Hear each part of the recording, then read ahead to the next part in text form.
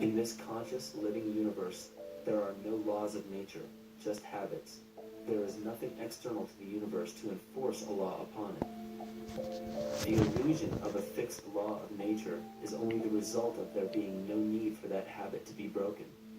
When habits need to be broken to ensure the survival of the organism, we see this event in nature and call it evolution. The collective mind shapes our evolution.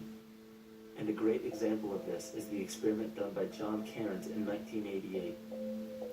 His team put lactose-intolerant cells in an environment with only lactose for food. Under a law of nature, every one of these lactose-intolerant cells would have died. But surprisingly, they all survived. Every one of them understood the problem that they were facing and replaced the defective lactase enzyme with a functioning one to utilize lactose for food.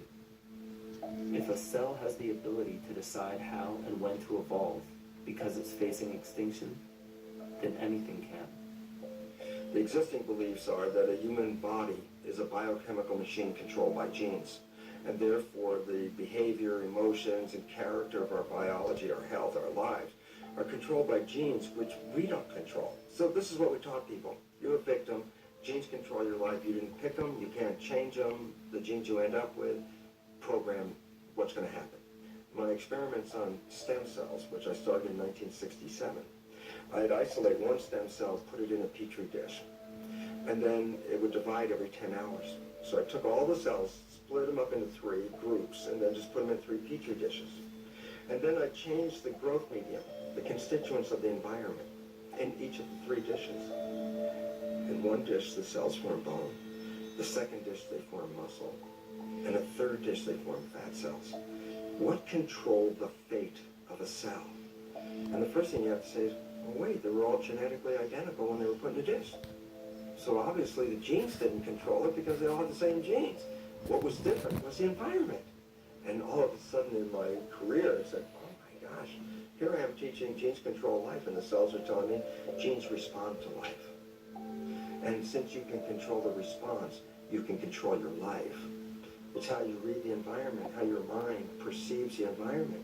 And if you understand this, then you could lead yourself to the most wonderful expression on this planet, to be fully alive and fully healthy, just how you respond to the world.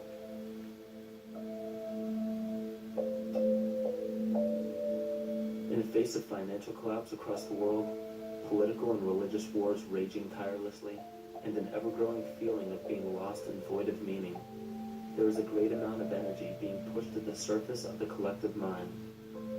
Evolution does not come about gradually. It happens in spurts and fits, and comes about due to a tremendous need for the organism to survive. We are now at a point in history where we will choose.